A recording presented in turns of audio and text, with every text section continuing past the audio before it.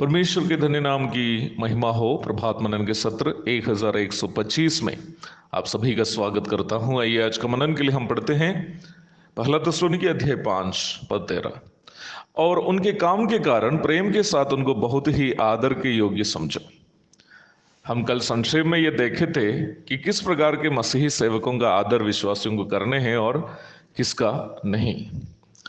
फिलिपी 3:17 में प्रेरित पौलुस कहता है, हे भाइयों, तुम सब मिलकर मेरी सी चाल चलो और उन्हें पहचान रखो जो इस रीति पर चलते हैं, जिसका उदाहरण तुम हम में पाते हो।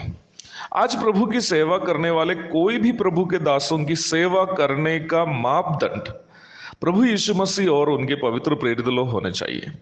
और जो लोग इस मापदंड के अनुसार सेवा करते हैं वे लोग आदर के योग्य हैं और उनका आदर अवश्य करना चाहिए। यहाँ एक स्वाभाविक प्रश्न आपके मन में उत्पन्न होने की संभावना है। आज जितने लोग सेवा कर रहे हैं उसमें कितने लोग यीशु मसीह के समान जीवन बिता रहे हैं? आज जितने लोग सेवा कर रहे हैं उसमें कितने लोग यीशु मसीह के समान जीवन बिता रहे हैं? शायद ही कोई है। क्या इसका मतलब वर्तमान में सेवा करने वाला कोई भी व्यक्ति आदर के योग्य नहीं है? आप में से कोई मुझसे भी यह प्रश्न पूछ सकता है, ब्रदर जेबी के साइमन, क्या आप ये दावा कर सकते हैं कि आपका जीवन पूर्णतः यीशु मसीह के समान है? क्या आप प्रेरितों की तरह सेवा करने वाला है? अरे बाप रे, यीशु मसीह और प्रेरितों को छोड़िए, वर्तमान में भी सेवा करने वाले प्रभु के दासों में सबसे अयोग्य और दुर्बल मैं ही हूं। ऐसे में क्या मैं विश्वासी भाई बहनों से आदर पाने के योग्य हूं? क्या कोई अपने विषय में बोलेगा कि मुझे कोई आदर नहीं करना है, सब कोई मेरा बेइज्जती कीजिए? ऐसा तो कोई नहीं बोलेगा ना, मैं भी नहीं बोल सकता। ऐसे में इस प्रश्न का उत्तर हमें वचन से ही ढूंढ कर निकालना है। आइए, मेरी समझ से ये सारी समस्या पौलुस ही किया है, इसलिए पौलुस से ही हम पूछते हैं। अच्छा पौलुस भैया, ये बताइए, वर्तमान में हमारे बीच में भी कई लोग हैं जो कहते हैं कि वे लोग प्रभु की सेवा करते हैं।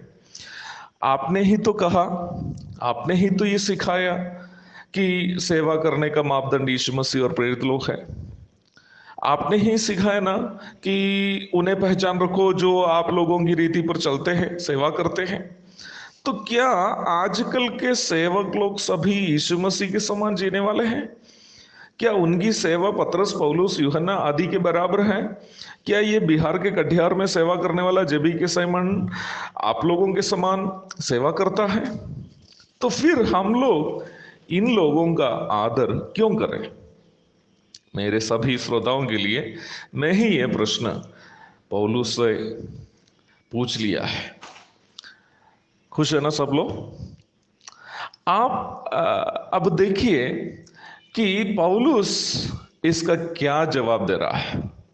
फिलिपी अध्याय 3 पद 12 से 14 तक हम पढ़ते हैं।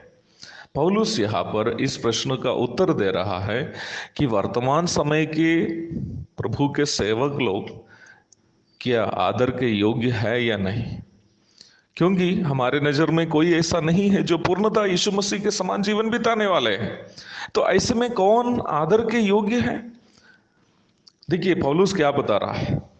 यह मतलब नहीं कि मैं पा चुका हूं या सिद्ध हो चुका हूं, पर उस पदार्थ को पकड़ने के लिए दौड़ा चला जाता हूं जिसके लिए मसीह यीशु ने मुझे पकड़ा था। हे भाइयों, मेरी भावना ये नहीं कि मैं पकड़ चुका हूं। मैं उस भाव को दोबारा पढ़ रहा हूं। हे भाइयों, मेरी भावना ये नहीं कि मैं पकड़ चुका हूं, परंतु केवल ये एक काम करता हूं कि जो बातें पीछे रह गई है उनको भूलकर आगे की बातों की ओर बढ़ता हुआ निशाने की ओर दौड़ा चला जाता हूं, ताकि वो इनाम पाओ जिसके लिए परमेश्वर ने मुझे मसीह यीशु में ऊपर बुलाया है।